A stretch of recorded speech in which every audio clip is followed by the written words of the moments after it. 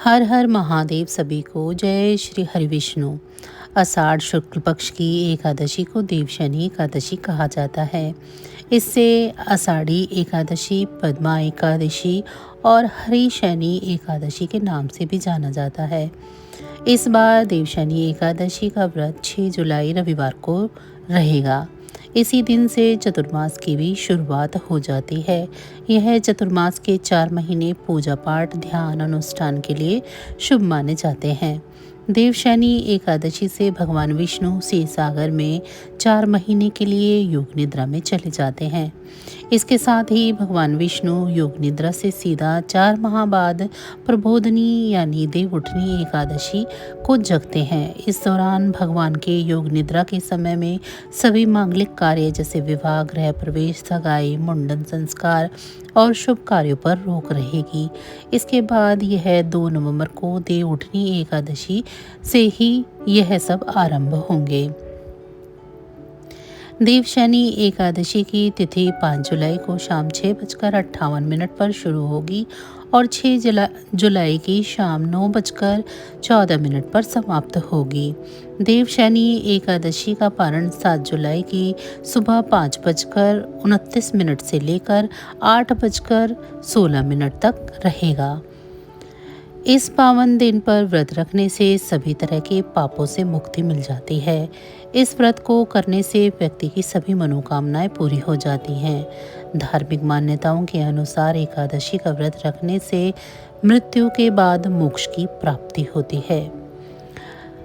देवशनि एकादशी में पूजा विधि का पूरा ध्यान रखें। सुबह जल्दी उठकर स्नान आदि से निवृत्त हो जाएं। घर के मंदिर में दीपक प्रज्वलित करें। भगवान विष्णु का गंगा जल से अभिषेक करें। भगवान विष्णु को पुष्प और तुलसी दल अर्पित करें। अगर संभव हो तो इस दिन व्रत भी रखें। भगवान की आरती करें, भगवान को भोग लगाएं। इस बात का विशेष ध्यान रखें कि भगवान को सिर्फ सात्विक चीज़ों का ही भोग लगाया जाता है। भगवान विष्णु के भोग में तुलसी को ज़रूर शामिल करें। ऐसा माना जाता है कि बिना तुलसी के भगवान विष्णु भोग ग्रहण नहीं करते हैं। इस पावन दिन पर भगवान विष्णु के साथ साथ माँ लक्ष्मी की भी पूजा करें। इस दिन भगवान का अधिक से अधिक ध्यान रखें। चलिए अब आपको एकादशी पूजा की सामग्री की लिस्ट बता देते हैं। श्री विष्णु जी का चित्र अथवा मूर्ति, पुष्प, नारियल, सुपारी, फल, लौंग, धूप, दीप, घी, पंचामृत, अक्षत, तुलसी दल, चंदन और मिष्ठान। आषाढ़ माह के शुक्ल पक्ष की एकादशी को देवशनि एकादशी के नाम से जाना जाता है। देवशनि एकादशी से ही भगवान विष्णु 4 माह के लिए योग निद्रा में चले जाते हैं। इस दौरान मुंडन संस्कार, शादी, विवाह, सगाई, गृह प्रवेश समेत सभी मांगलिक कार्यों पर रोक लगा दी जाती है।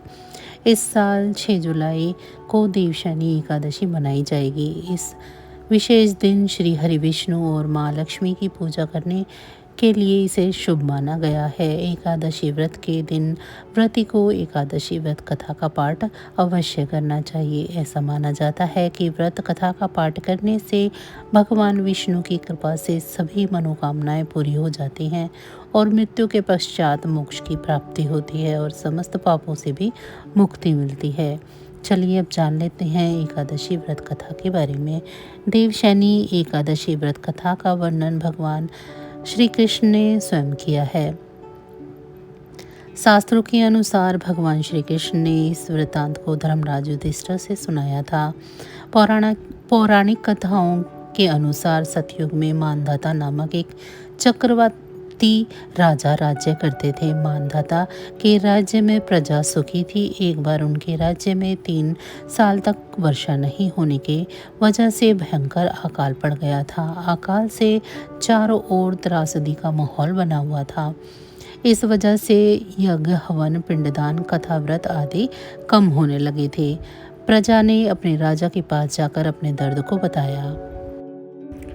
राजा इस अकाल से चिंतित थे। उन्हें लगता था कि उनसे आखिर ऐसा कौन सा पाप हो गया जिसकी सज़ा इतने कठोर रूप में मिल रही थी।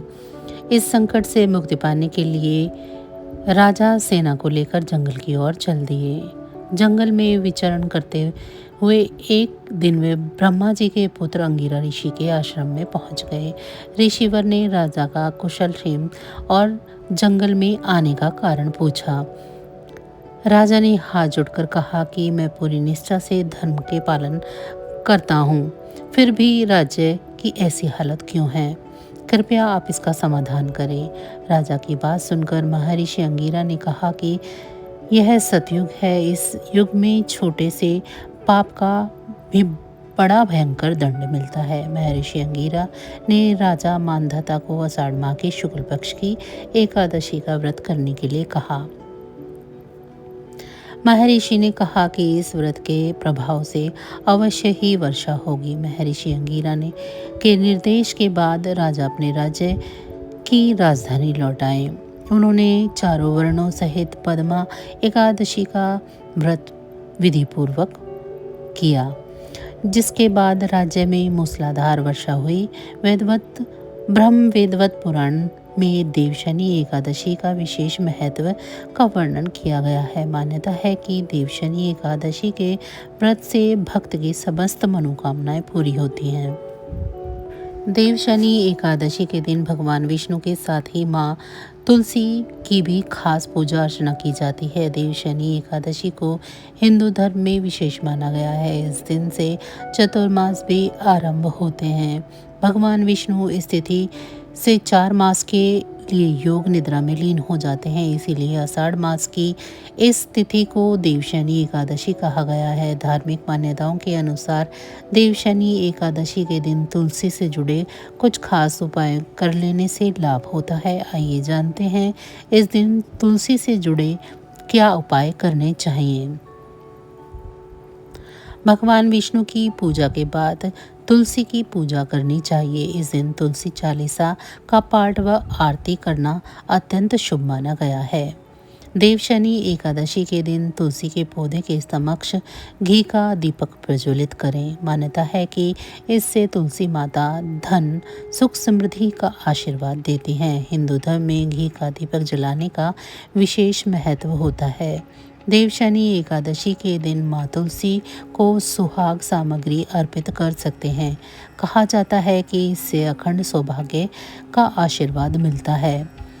हिंदू धर्म में एकादशी पर तुलसी के पौधे पर जल चढ़ाना वर्जित होता है। मान्यता है कि माँ लक्ष्मी एकादशी का व्रत करती हैं और तुलसी के पौधे पर जल अर्पित करने से वह व्रत भंग हो जाता है। तुलसी का पौधा माँ लक्ष्मी का ही स्वरूप माना गया है। सनातन धर्म में देवशनि एकादशी का खास महत्व है, क्योंकि इस दिन से चतुर्मास की शुरुआत होती है। दरअसल इस दिन भगवान विष्णु 4 महीने के लिए योग निद्रा में चले जाते हैं। इस बीच पृथ्वी का भार भगवान शिव सृष्टि का संचालन करते हैं। इस साल देवशनि एकादशी 6 जुलाई रविवार को मनाई जाएगी। मान्यता के अनुसार इस दिन तुलसी के खास उपाय करने से जातक को सुख समृद्धि की प्राप्ति होती है और उस पर सदैव माँ लक्ष्मी का आशीर्वाद बना रहता है। ऐसे में आइए जान लेते हैं तुलसी के उन उपायों के बारे में जिन्हें देवशनि एकादशी पर करने से माँ लक्ष्मी प्रसन्न होती हैं।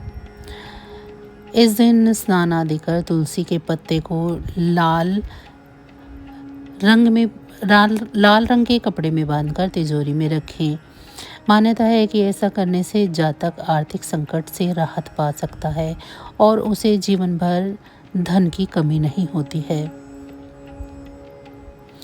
अगर आपके दाम्पत्य जीवन में परेशानियां चली आ रही हैं तो तुलसी के पौधे पर लाल चुनरी चढ़ाएं और तुलसी माता से खुशहाल वैवाहिक जीवन की कामना करें। ऐसा माना जाता है कि ऐसा करने से आपसी प्रेम बढ़ता है। शास्त्रों के अनुसार जातक को इस दिन भगवान विष्णु और माता लक्ष्मी की विधि विधान के साथ पूजन करना चाहिए। ऐसा करने से जीवन में तरक्की हासिल होती है। हर साल आषाढ़ महीने के शुक्ल पक्ष की एकादशी तिथि को देवशयनी एकादशी मनाई जाती है। यह दिन श्री हरि विष्णु और देवों के देव महादेव की पूजा के लिए समर्पित है। हिंदू धर्म में इसका बहुत ज़्यादा महत्व है, क्योंकि इसी दिन से भगवान विष्णु 4 महीने के लिए क्षीर सागर में योग निद्रा में चले जाते हैं। इसे चतुर्मास कहा जाता है। वहीं इस दिन माँ लक्ष्मी की पूजा और धन से जुड़े उपाय बहुत ही फलदायी माने जाते हैं, जिसे करने से आर्थिक तंगी दूर होती है।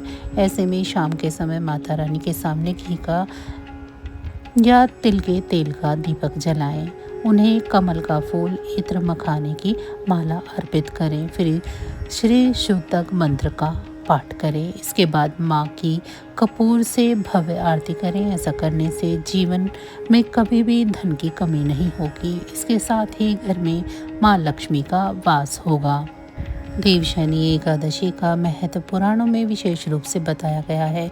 इस दिन से भगवान विष्णु विश्राम करते हैं और पूरी सृष्टि का कार्यभार भगवान शिव को सौंप देते हैं। इसी वजह से चतुर्मास के दौरान भगवान शिव की पूजा का विशेष महत्व है। इस अवधि में तपस्या, योग, मंत्र जप और धार्मिक अनुष्ठान करने से दोगुना पुण्य फल की प्राप्ति होती है। इस पावन तिथि पर सुबह जल्दी उठकर स्नान करें और पीले कपड़े पहन लें। भगवान विष्णु की प्रतिमा स्थापित करें। भगवान विष्णु को पीले वस्त्र, पीले फूल, फल, मिठाई, धूप, दीप और तुलसी दल अर्पित करें। ओम नमः भगवते वासुदेवाय नमः मंत्र का 108 बार जाप करें। देवशयनी एकादशी व्रत कथा का पाठ करें या सुने। व्रत का संकल्प लें और श्रद्धा अनुसार व्रत का पालन करें। ब्राह्मणों और ज़रूरतमंदों को दान दक्षिणा दें। तामसिक चीज़ों से परहेज करें। इस दिन भूल कर भी चावल का प्रयोग गलती से भी ना करें। हिंदू धर्म में तुलसी माँ को माँ लक्ष्मी का स्वरूप माना गया है। इस दिन तुलसी के 3 उपाय अवश्य करें। तुलसी पर चढ़ाएं लाल चुनरी। देवशयनी एकादशी के दिन भगवान विष्णु व माता लक्ष्मी की पूजा करने के बाद माँ तुलसी की भी विधिवत पूजा करनी चाहिए। इस दिन तुलसी माता को लाल रंग की चुनरी अर्पित करें। यह अत्यंत शुभ माना गया है। मान्यता है कि ऐसा करने से माँ लक्ष्मी प्रसन्न होती है और सुख समृद्धि का आशीर्वाद प्रदान करती हैं। देवशयनी एकादशी के दिन तुलसी पर अपनी मनोकामना कहते हुए कलावा बांधना चाहिए। कहा जाता है कि जब मनोकामना पूरी हो जाए तो इस कलावे को खोलकर किसी पवित्र नदी में प्रवाहित करना चाहिए। देवशयनी एकादशी पर तुलसी के पास घी का दीपक अवश्य जलाना चाहिए। मान्यता है कि ऐसा करने से धन संबंधी परेशानियां दूर हो जाती हैं और माँ लक्ष्मी का घर में वास होता है।